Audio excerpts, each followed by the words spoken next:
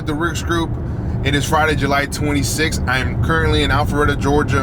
I'm driving around looking at all our Truist banks. It's 7:39 right now in the morning. I have 7 to 10 to get to today. I think I can get to the majority of that before 11. I do have something to do personally that takes me out of commission for a couple hours, but everybody knows that and they know why. So just driving around, making sure everybody gets their job done. The Truist Bank I like to stay on top of just because it's easy to get off track, but my guys know exactly what needs to be done. It's always good to have an extra set of eyes to look at things and make sure that nothing gets lost in communication or dismissed or just thrown by the wayside, which don't like that. I would hate for that to happen. So I stay on top of everybody. That's exactly what I do. So let me get to my first Truist of the day. I don't know how much I'll be able to show you guys. I'd like to show you guys more, but driving, camera holding, try to make it work. Hey guys, I just got to my first Truist. I probably took maybe 2 laps around it, and it looks great. It really does. Hats off to my guys. A lot of people can just cut grass, and I always say this. If you're working with me, I tell you these things constantly. Anybody can cut grass. Who is the guy that can cut the grass but also notice details while they're cutting grass? And I'm not saying details in the turf. I'm not saying other things. I'm saying details around like your environment. Where are you? Like, hey, is this juniper need to be trimmed? Does it need to be pushed back? Hey, is this mondo grass or monkey grass? Does it need to be lined up? Does it need to be trimmed down? Are there weeds in the liriope? Are there weeds popping through bushes? Like, those are the things that can turn just an average Joe to the next guy. Like, there's simple things, but a lot of people dismiss them. A lot of people don't take the time to look around their environment because they're solely focused on cutting grass. But anybody can cut grass. So yeah, that's one of the big things. I noticed here. Grass looked great. It was edged, bed lined. Little bit of weeds, not too many. I can see where his progress is. I can see where he's been spraying. The parking lot is clean. It's completely just spotless. But then I took a quick look at the monkey grass and the juniper. This property has some juniper that's growing around, and all the juniper is completely trimmed, tucked in behind the curb. You can see the pine straw in front of it. Same with the mondo grass. The mondo grass is completely trimmed off of the curb. It's beautiful. It just looks great. There were weeds in the mondo grass, but I just ripped out a few of them because there's no sense in taking a picture and showing my guy, hey, you need to take care of this. Like, I can take care of that. I see that they're working on it. If it was it'd be a different story if it'd be completely ignored and weeds were 3 feet tall or 2 feet tall or whatever. Like, I can cut them some slack and I can pitch in myself and say, hey, I'll just take care of this. I don't even need to mention it to them at all.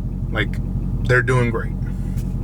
They're doing great. The only thing I did notice here, but it's not something that we can just do on the spot. It's we have to send in we have to get it approved by the bank, and I'm pretty sure the bank has to go through corporate. It's a big ladder, but maybe a few trees need to get limbed up. That's the only thing I would say. It's a major intersection here.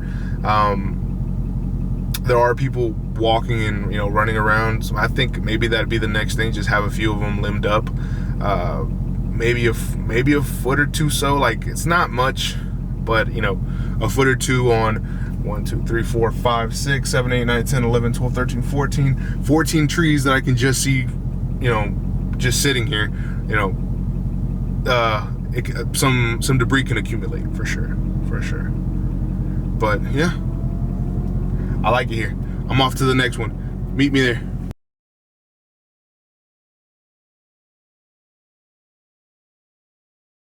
Hey guys, Ricardo again.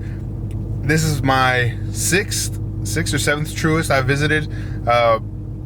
I've seen a lot of things I like. I've seen some things that I don't like. I've called the guys, hey, come back today before the weekends. Let's get this straightened out. I don't want to leave this here. It's not perfect. It's not perfect. But the good thing, I'm circling around these Truists. I'm circling around any property for that matter. And I'm making sure things get done. I'm making sure I'm tying up all the loose ends, making sure that there's nothing left that's unsightly. I'm doing my job. This is a big thing for me and for my family and for everybody involved. We built this from nothing, so I will continue to keep everybody to that higher standard that got us here, and we're going to keep moving forward that way. I refuse to have anything other than great quality. Regardless if that counts for a little bit longer days. I'm sure all my guys understand when it comes to this. I'm not asking for anything, out of the ordinary. Just, hey, before your day is over, make some time, come back to this property, straighten this out, let's get it done, and then, head on home. It's nothing too complicated. Of course, when I ask my guys, hey, can you guys come back? Always do it with a nice tone. I'm asking them to please come back and do it. Obviously, I'm not demanding anybody come and do it. It's just the type of delivery in which you say things. It's taken me a while to learn, tone usage, because I'm more of a blunt, straight to the point speaker. Hey, this needs to get done. Please, can you get it done? And it doesn't really sound that well, opposed to if you say, hey, I went to this property. Is there any way you guys can please go back and take a look at it and let's get this done, please? It's a lot different. And you just can't talk to people you can't talk to people the same way. Some people respond differently to different types of speech. Some people understand that, hey, let's get it done. Come on, let's go. And they react to that. They're motivated. Some people are, you have to talk to them a little bit nicer, and that's okay. That's great. You just have to learn the different types of people that, you have. And, that's a big thing. That is a big thing, because, you could say something or in a wrong way, in a wrong tone, and, people won't react well to it. That's just how it is. Yeah, some people don't respond to the same type of talk that others do. We got to treat them a different way, talk to them a different way, and they'll work for you. That's all it is. Taking me a lot to learn that. My brother Alonzo has been a big proponent in teaching me those different ways, because he's told me, he's brutally honest himself, but he packages it differently. He's told me, hey, I know you mean well. You're not saying anything bad or mean. Just deliver it differently. That's how it is. A lot of people don't respond to the way you talk, and some people do respond to the way you talk. But let's have that variety and talk to everybody in a different way, and that way everybody responds well. So big ups to him. Big ups to my big brother. Just here at this Truist, I'm parked. I've already taken my 4 laps, because there's different things that you always have to look for that you'll miss. You will miss it when we're driving around or walking around. That's why I like to take 2, 3, 4 laps. Make sure I get everything. For instance, some Truists have juniper. Some Truists have mondo grass, monkey grass. Some don't have that at all. Some are more. Some have more pine straw. Okay, if there's more pine straw, then make sure the pine straw is clean. Get the sticks, get the pine cones out of it. Just different things. There's always different things. How's the pruning? Usually grass is not something that I'm always too worried in, because grass is like, it's grass. You can see it. Make sure it's cut. Make sure it looks nice. Make sure it's clean of weeds. Make sure it's edged. It's pretty basic, but everything else, is that detailed eye that you need. But yeah, I'm driving. Well, I'm not driving now. I'm parked. I'm on my way to my next Truist. I think it's incoming, actually. Let's see. Yeah, I have a few incoming, and then have to lickety split out of here.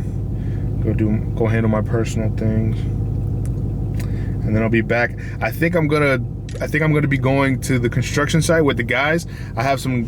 We have our construction team in Houston, Georgia, and they're working on just a full-on, great job over there. We got sod, we got plants, we got so many things. I saw them yesterday when they arrived at the shop, and you know, dirt all around their pants, their boots. I'm like, oh, these guys really got into it today. And just a mountain of pallets from sod. I'm just like, all right, here we go. So today I'm gonna go link with my brother. Hopefully he's in the area. He might be somewhere else, but hopefully he's there, and then I can shoot some video for you guys and show you guys exactly what we're doing and explain it to you guys in a bit more detail. He would know. He handles a lot more construction. I handle a lot more maintenance, and you know, that'd be great. Get it from the horse's mouth. All right, guys. Well, I'm gonna keep going. Hope your day is going well, and let's go.